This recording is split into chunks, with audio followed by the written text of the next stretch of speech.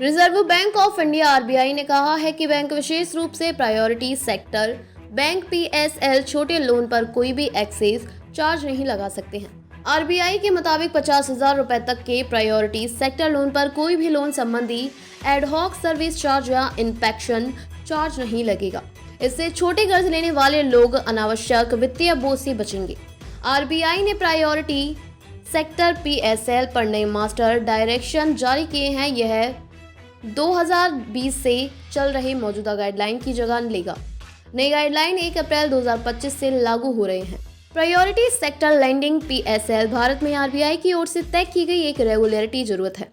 इसके तहत बैंकों को अपने लोन का एक हिस्सा इकोनॉमी के कुछ स्पेशल सेक्टर को देना होता है। इन क्षेत्रों को इंक्लूसिव ग्रोथ, गरीबी कम करने और डेवलपमेंट के लिए महत्वपूर्ण माना जाता है, लेकिन रिस्क या कम प्रॉफिटेबिलिटी के चलते बैंक ऐसा काम नहीं करते हैं। इस पॉलिसी से समाज को वंचित और आर्थिक रूप से कमजोर वर्ग जैसे कि किसान, छोटे व्यवसाय और कमाए वाले परिवारों को किफायती लोन मिल सके।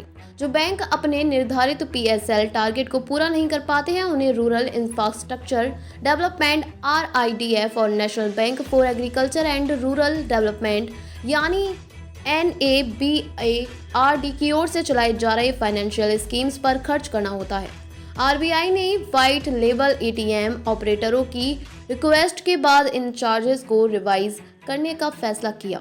एटीएम ऑपरेटरों ने तर्क दिया था कि बढ़ते ऑपरेशनल एक्सपेंस उनके बिजनेस को प्रभावित कर रहे थे।